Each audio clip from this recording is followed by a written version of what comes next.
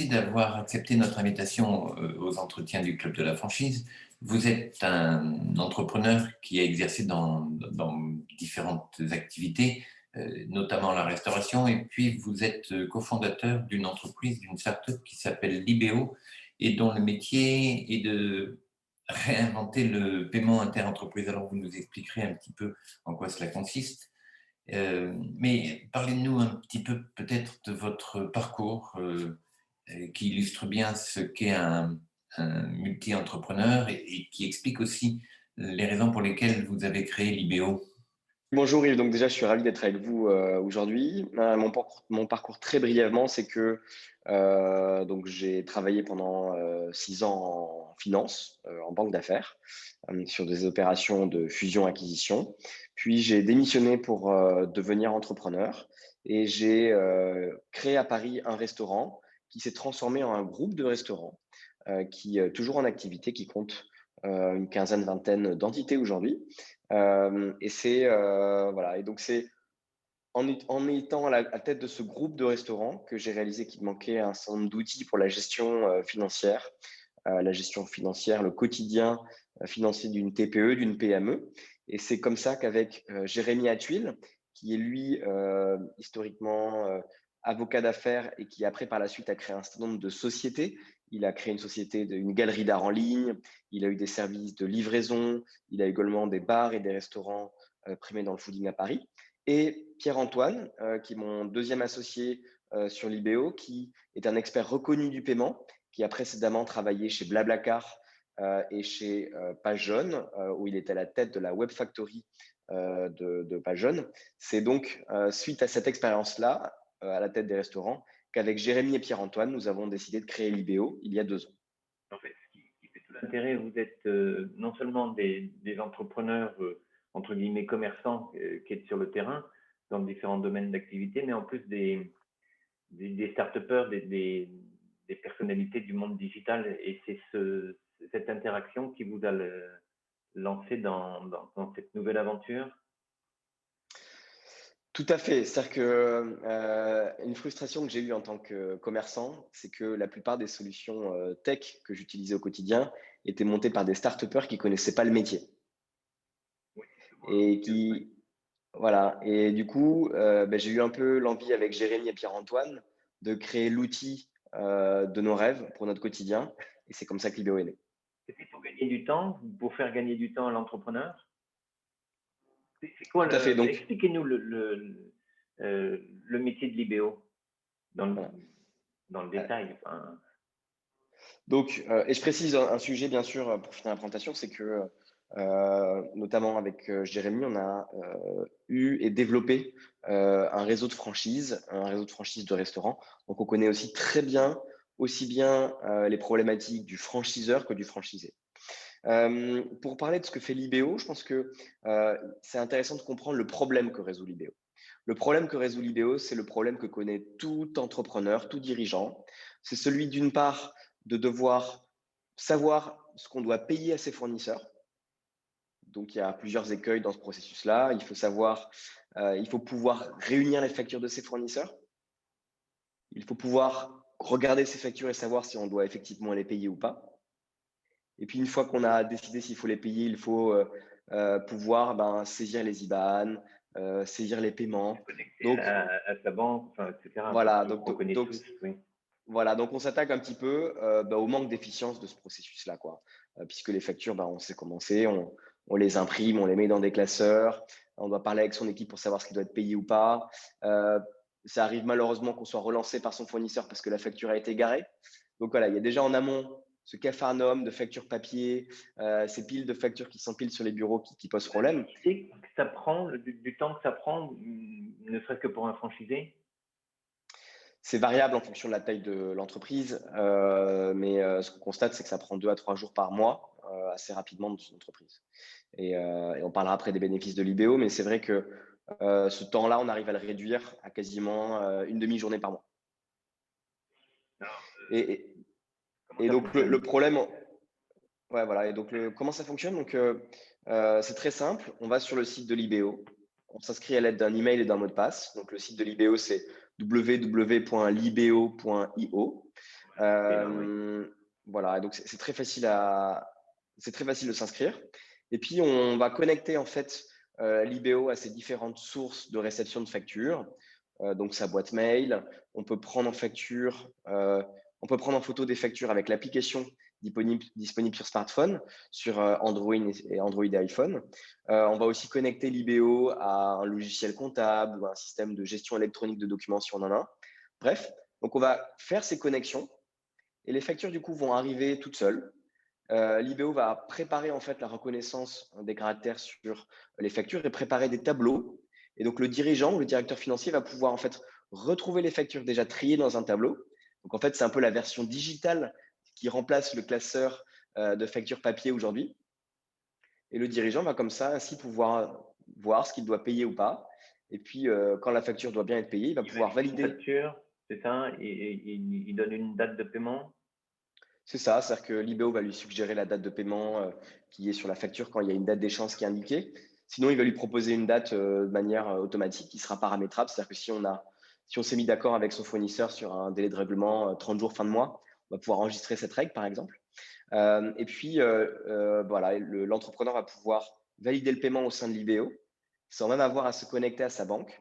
L'IBO fera tout le travail pour lui et l'IBO ayant un agrément bancaire va pouvoir opérer comme ça les paiements pour lui faire gagner du temps. L'IBO qui encaisse les fonds et qui les reverse, vous vous occupez du transfert de la banque du fournisseur à la banque du client.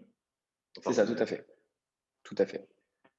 euh, les avantages, vous parliez tout à l'heure, vous avez dit, on va voir quels sont les avantages. Alors, quels sont-ils?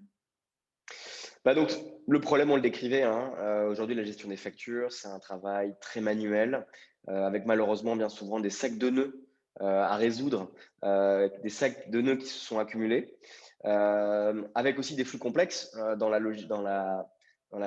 relation entre un franchisé et ses fournisseurs, mais aussi parfois la relation entre un franchisé et son franchiseur ou son franchiseur et son franchisé. Donc, l'IBO met de l'ordre à ça. C'est le bénéfice numéro un, c'est que l'IBO va permettre voilà, de respirer, d'y voir clair et de savoir vraiment où on en est. Donc ça, c'est le premier grand bénéfice. Le deuxième grand bénéfice, c'est que l'IBO va permettre un grand gain de temps grâce à l'élimination de ces opérations très manuelles, très fastidieuses, en automatisant ce qu'on expliquait, à savoir la capacité de centraliser, de visualiser et de régler ses factures. Donc ce processus, il se retrouve au même endroit, de manière automatique et simplifiée. Et donc ce gain de temps, il est important. On le disait, on passe de 3 jours à une demi-journée par mois. Et donc, in fine, il y a deux éléments qui sont très intéressants qu'apporte l'IBO. Déjà, l'IBO va permettre d'avoir une meilleure vision sur ce qui est payé, sur sa trésorerie, pour anticiper la gestion dans les mois qui viennent. Et l'IBO va permettre d'éliminer bien souvent des paiements en double, des erreurs de paiement qui coûtent très cher à l'entreprise. C'est-à-dire que l'IBO est déjà disponible en version freemium, donc on peut commencer à utiliser l'IBO gratuitement. Mais les versions payantes commencent à partir de 25 euros par mois, donc ça reste très abordable. Mais les économies que permet l'IBO sont très, très importantes. C'est-à-dire que j'étais encore hier avec un client franchisé et il m'expliquait que la semaine dernière, il avait réalisé qu'il avait payé une facture en double. Donc cette facture, elle se montait à 1500 euros par mois. Donc, rien qu'en récupérant cette facture, l'abonnement l'IBO, il est largement remboursé pour l'année. Comment ça se passe? J'ai deux petites questions. Quand j'ai un nouveau fournisseur, j'imagine, je numérise la facture et tout l'enregistrement se fait chez vous automatiquement, les coordonnées du fournisseur, sa banque, etc. Donc, il y a l'information concernant un fournisseur et la facture qu'il a envoyée, elle va se disséminer sur plusieurs sources d'informations. Bien sûr, la facture.